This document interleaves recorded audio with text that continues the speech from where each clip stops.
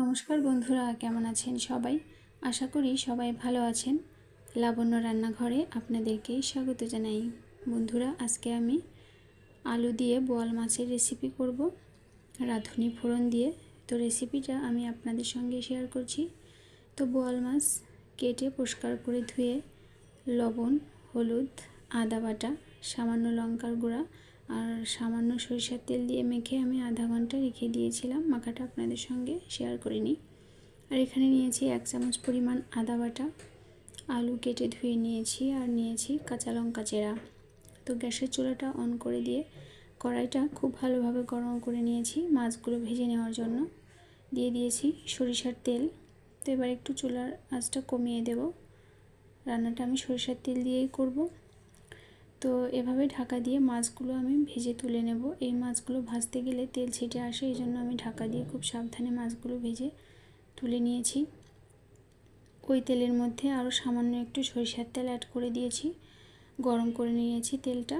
তো এখন ফোড়নে দিয়ে দিলাম রাঁধুনি। এই রান্নাটা আমি আমার শাশুড়ি মায়ের কাছ থেকে শিখেছি, আর উনি রাঁধুনি ফোড়ন দিয়েই এই রান্নাটা করেছিলেন। খুবই ভালো লেগেছিল, আর সেটাই আপনাদের সঙ্গে শেয়ার করছি। তবে আপনারা যদি রাঁধুনি অপছন্দ করেন তাহলে গোটা জিরা দিয়েও করতে পারেন। যারা রাঁধুনি পছন্দ করেন তারা রাঁধুনি দিয়ে করে খেয়ে দেখবেন, খুবই ভালো লাগে। তো আলু কিছু সময় ভেজে নিয়েছি হালকা লাল করে। এবারে আমি দিয়ে দিলাম পরিমাণ মতো হলুদের গুঁড়া, লবণ আর আদা বাটা।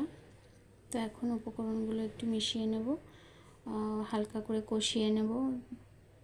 আদার কাঁচা গন্ধটা যেন চলে যায়, কাঁচা গন্ধ থাকলে খুব একটা ভালো লাগবে না খেতে। তো এই তো কষিয়ে নিয়েছি কিছু সময়। এবারে আমি দিয়ে দেব লঙ্কার গুঁড়া। এই রান্নাটা একটু ঝাল ঝাল হলেই খেতে বেশি ভালো লাগবে। তো লঙ্কার গুঁড়াটা দিয়ে দিলাম। লঙ্কার গুঁড়া দিয়েও আরও কিছু সময় কষিয়ে নেব। তো দিয়ে দেব সামান্য গরম জল, যেন মশলাগুলো পুড়ে না যায়।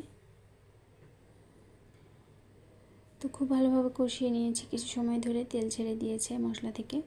এখন আমি ঝোলের জন্য গরম জল অ্যাড করছি, খুব ভালোভাবে যেন আলুগুলো সেদ্ধ হয়ে যায় সেই জন্য। তো এই পর্যায়ে চুলার আঁচটা কিন্তু আমি বাড়িয়ে দিয়েছি, ঝোলটা ফুটে উঠেছে। তো 3 মিনিট রান্না করে নেব চুলার আঁচ মিডিয়ামে রেখে, এভাবে ঢাকা দিয়ে। তো 3 মিনিট পর ঢাকনাটা খুলে আমি ভেজে রাখা বোয়াল মাছগুলো দিয়ে দেব। তো আগে যেহেতু আমি শুকনো লঙ্কা দিয়েছিলাম গুঁড়া, এবারে আমি কাঁচা লঙ্কা দিয়ে দিলাম। কাঁচা লঙ্কাটা একটু পরেই দিলাম, বেশি আগে দিলে হয়তো বেশি ঝাল হয়ে যেত। তো আরও 2 মিনিট এভাবে চুলার আঁচ মিডিয়ামে রেখে রান্না করে নেব। বোয়াল মাছটা ভালোভাবে সেদ্ধ হয়ে যাবে। তো 2 মিনিট পর এবারে আমি ভেজে রাখা জিরা আর গরম মশলার গুঁড়া দিয়ে দেব। জিরা গরম মশলার গুঁড়া দিয়ে একটু মিশিয়ে নেব।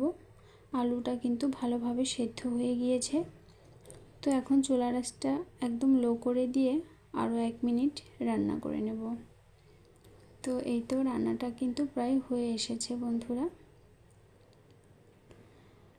তো এই পর্যায়ে চুলার আঁচটা বন্ধ করে দিয়ে আমি নামিয়ে নেব।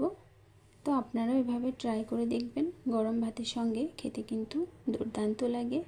তৈরি হয়ে গেল আলু বোয়ালের রেসিপি। আজকের মতো এই পর্যন্তই। রেসিপিটা ভালো লাগলে চাইলে আপনারা আমার চ্যানেলের পাশে থাকতে পারেন। পরবর্তীতে আবার নতুন কোনো ভিডিও নিয়ে আসবো। ধন্যবাদ সবাইকে।